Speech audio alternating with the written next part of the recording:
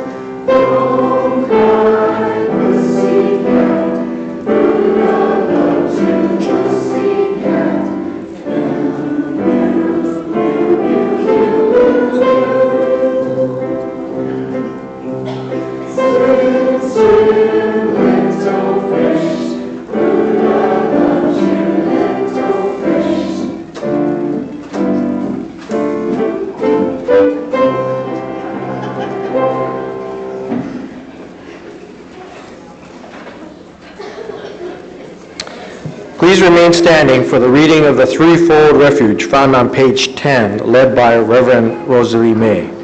She will follow with her Dharma message.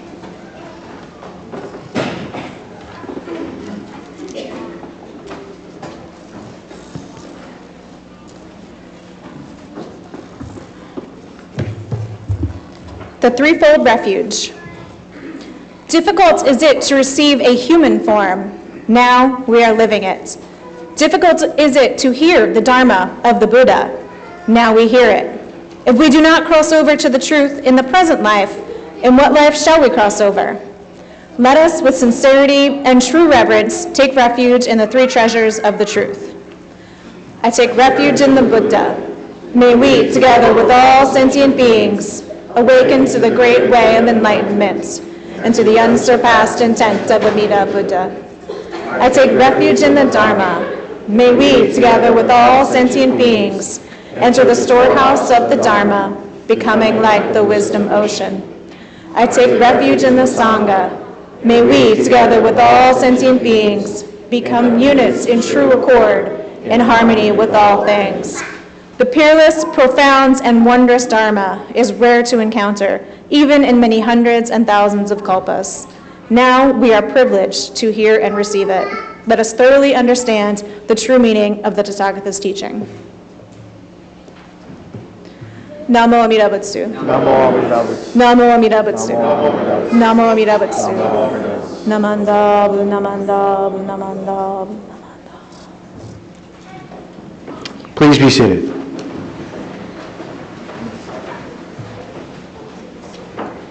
Good morning. For those of you who do not know me, my name is Rosalie May. I am a minister's assistant here at Seattle Betsuin. Our head minister is out of town. So I want to thank you all for coming today. I really appreciate seeing so many faces here. So the other day, I was hanging out with some of my fellow members of the BWA, that's the Buddhist Women's Association. And one of the women asked me a question that was new to me. It was just slightly different from a question I'm asked a lot. She said, what Buddhist teaching was it that made the biggest impact on your decision to convert to Buddhism? Whew, that's a big question. Now, I have often heard what brought you to the temple, why did you start coming here? And I've answered that question so many times, I don't even need to think about it, you know? I started dating Matt, he brought me to the temple, Reverend Castro said some really good things about compassion that made sense to my heart, and so I stayed. Like, I can give that answer in my sleep, I've been asked it so many times. But this question was just a little different. What Buddhist teaching made the impact on you? And so for that, I had to go a little deeper. And at the moment, I couldn't come up with anything other than, you know, compassion. But I've been putting some thought into it since then. So when I first started coming to the temple, there were so many teachings that I learned all at once. Most of them from Reverend Castro, some also from Reverend Warwick, you know, the usual interdependence, compassion, out of the mud grows the lotus, impermanence, all that kind of stuff. But one of the things that really sticks with me throughout time was Reverend Castro's ability to bring science and logic into the teachings of the Buddha. He would often compare the Four Noble Truths to the medical model for diagnosis and treatment options. I know Reverend Warwick used to say that we encourage everyone to come and learn about Jodo Shinshu Buddhism and think about it and really analyze it and say, does this mesh with what I know of the world? And if it does, great. And if it doesn't, great. Feel free to find something that does mesh with your vision of the world. And then there's this one story that really sticks with me. It's from the Kalama Sutra, which is said to be the last Dharma talk that the Buddha gave before he died. And my memory of the message from that sutra is that the Buddha said, don't believe something just because I said it. And I mean, that's huge. So in preparation for this talk, I did a little bit more research on the Kalama Sutra, and it turns out it's actually quite long and there's a lot more in it. So if there are any kids or younger folks who would like to come up front, like we used to do in the old days, I would love for you to help me out with the Kalama Sutra. I see a couple kids over there. You guys are already nice and up front. Nobody? Come on, someone wants to be a Kalama person. Really? I can see your mom's trying to get you to come. Oh, we got one. Yes, come on up. Thank you. Does anyone want to follow this brave child? Yeah, you can sit down if you would like on the floor. Oh, we got a few more coming up. Thank you very much.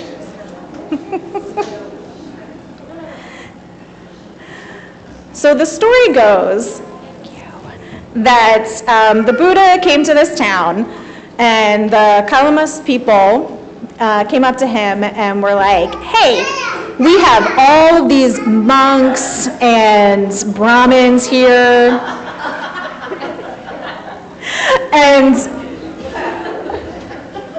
and all of these teachers who are claiming to be wise, but they're saying things that contradict with each other. How do I know which one to believe? And the Buddha was like, you're right, that's a problem. What are you going to do about it?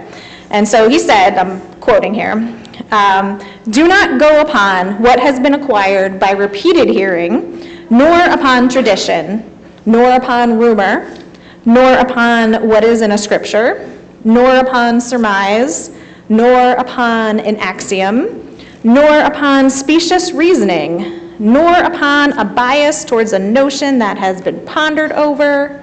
This is boring, isn't it? Nor upon another's seeming ability, nor upon the consideration, the monk is our teacher. So what he's saying, don't trust that something is true just because it's written down in the scriptures and the sutras, just because it's tradition, just because everyone knows that's how it's done or that's the way we've always done it, or just because someone like me said it, or someone like Reverend Castro, or Rinpoche Sunoki, or Amida Buddha. And so then the question that comes naturally from that is, well, how do we know what to trust? And so the Buddha said to the people, that's you kids down here, he said, let's see, does it benefit a person to be greedy? What do you think? No? Does it benefit society for people to be greedy? Anyone want to raise their hand and answer?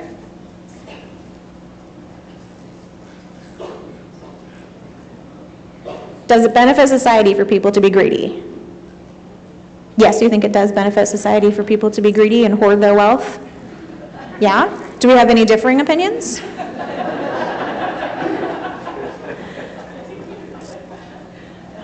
No differing opinions? Everyone's in agreement. What about you, Matt May? You think it does not benefit society for people to be greedy? Thank you. And does it benefit a person to not be greedy? Does it benefit a person to be happy with what they have? Yeah, it does. Does it benefit society when people are not greedy? Yes, it does. Good. See, we've got the first set of questions down pat. Now, does it benefit a person to have hate and anger in their heart? What do you think? What do you think? What about you? Does it benefit a person to have hate and anger in their heart? Is it good to hate people? No, it's not good to hate people. Does it benefit society if we all have hate and anger in our heart? No, good.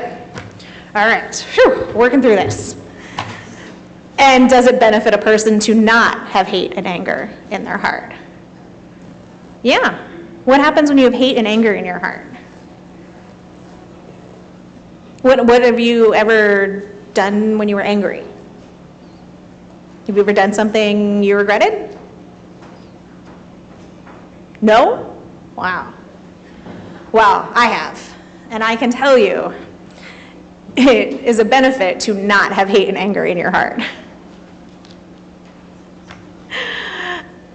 And so the last question, the last set of questions the Buddha asked is, does it benefit a person to be ignorant or deluded? No. Wow, these are easy, right? Does it benefit the society to have people be ignorant or deluded? No, it doesn't. And does it benefit a person to not be ignorant? Yes. Excellent. Does it benefit society for people to not be ignorant? Yes, thank you. Well, at least a couple kids, have learned enough about Buddhism to be able to do this on their own. Thank you all. You were excellent townspeople. I appreciate your help. You're welcome to stay up here, or you can return to your seats.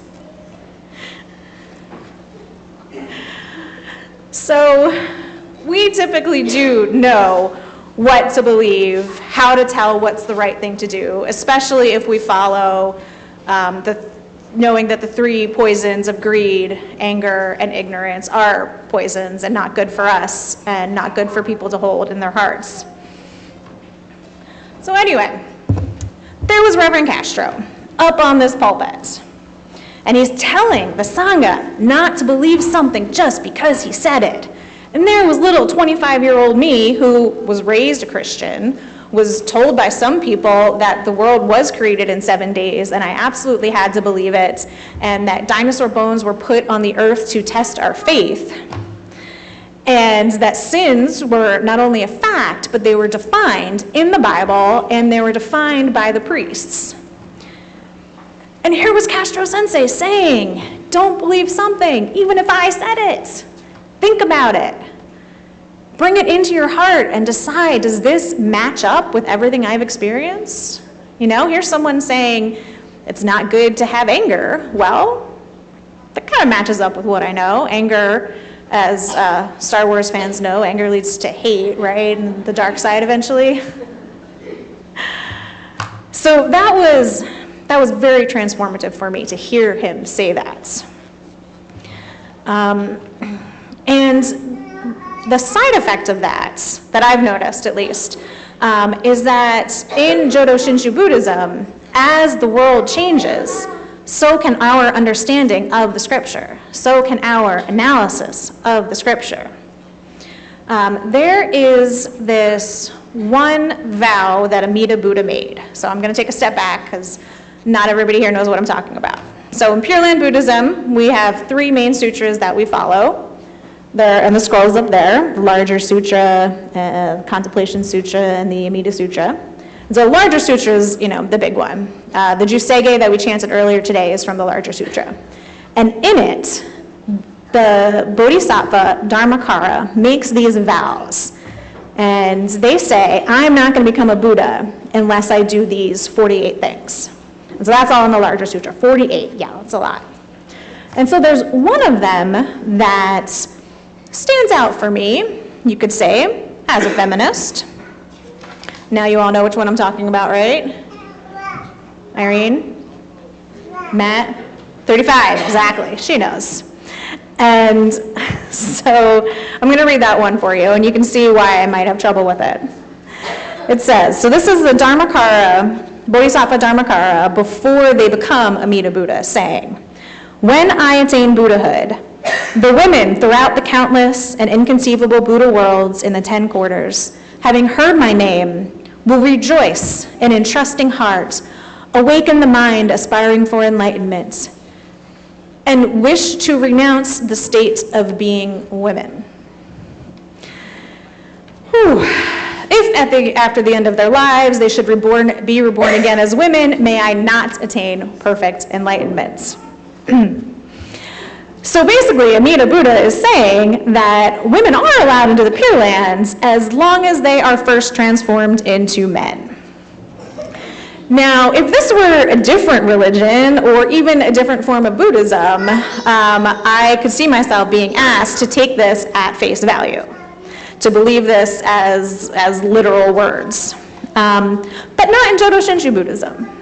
In Jodo Shinshu Buddhism, I'm allowed to look at that vow and realize it was written during a time of great ignorance about gender.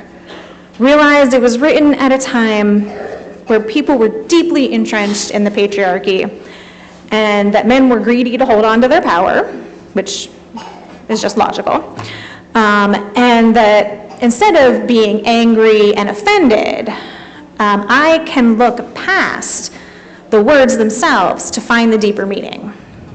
And so the deeper meaning that I see is that everyone, regardless of their gender, is welcome in Amida Buddha's Pure Lands. Whether you're cisgender or transgender, whether you're a man, a woman, gender nonconforming, non-binary, it doesn't matter to Amida Buddha. All are welcome in Amida Buddha's Pure Lands. And so that interpretation aligns with everything I have learned about Amida Buddha's infinite wisdom and compassion. And Jodo Shinshu Buddhism gives me the freedom to interpret that.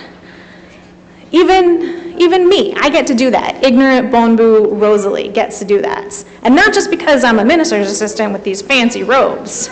You get to do that too. We all get to interpret the Buddha's words, Shinran Shonen's words, as they relate to what we know about our reality.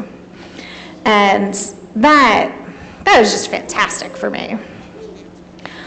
So yeah, I would say that teaching had the biggest impact on my decision to embrace Jodo Shinshu Buddhism, allowing science and logic and the ability to change with the times really connected for me. And you know, all that stuff about compassion is important too. Yeah, that too. So please join me in Gasho for words from Shakyamuni Buddha. Gasho means put your hands together. So, as I said, Kalamas, do not go by reports, by legends, by traditions, by scripture, by logical conjecture, by inference, by analogies, by agreement through pondering views, by probability, or by the thoughts, this contemplative is our teacher. When you know for yourselves that these qualities are skillful, these qualities are blameless, these qualities are praised by the wise, these qualities, when adopted and carried out, lead to welfare and to happiness, then you should enter and remain in them. Namo Amida Butsu. Namo Amida Butsu. Namo Amida Butsu. Namada. Namada.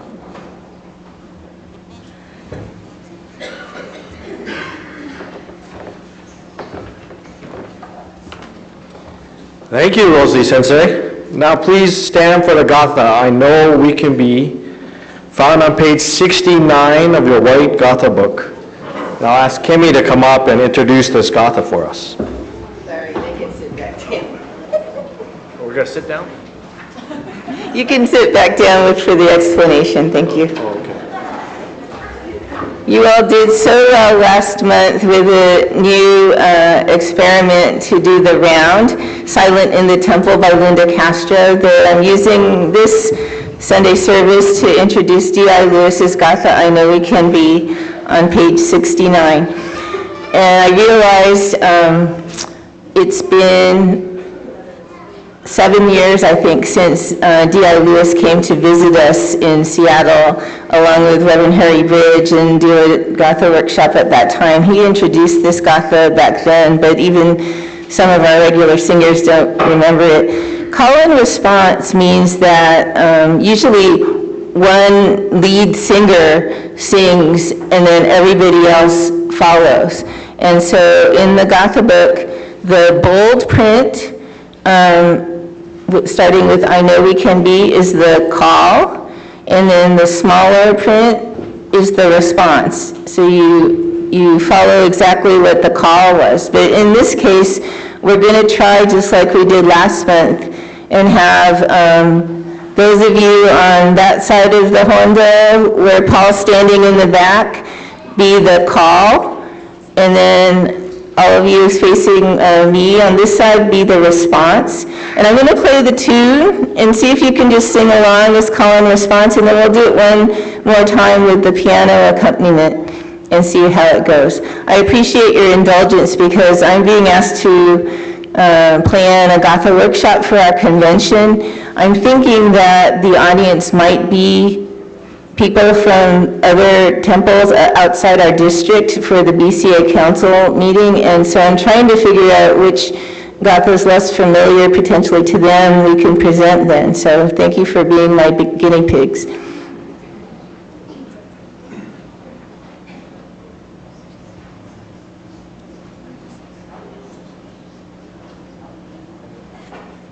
So you can just sit while we do this and listen to how it goes. The introduction is...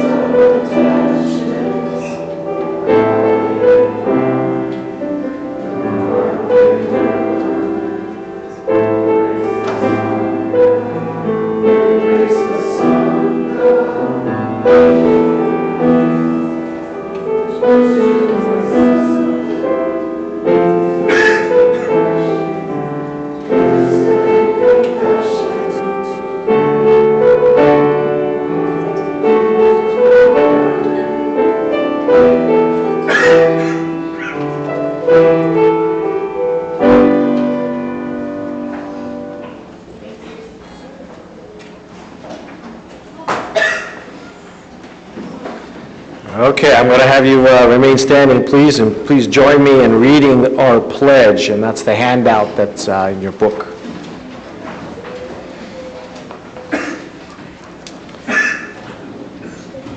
Breaking out of my shell, I shall warm and smile, speak gentle words, just like the kind Buddha. Not becoming lost in my greed, anger, and ignorance, I shall think and act with a open mind, just like the calm, peaceful Buddha. Not putting myself first, I shall share in the joy and sadness of others, just like the compassionate Buddha. Realizing the gift of life I have received, I shall strive to live each day to its fullest, like the Buddha who tirelessly lived to liberate all. Namo Amida Butsu. Namo Amida Butsu. Namo Amida Butsu. Namanda, Namanda, Namanda. Please be seated. This concludes the live streaming of our service on the internet today. If you've joined us online, thank you. Have a great Sunday. Please join us again next week when our service will be the Hatsumairi service, or the child's first temple visit presentation. Have a great day.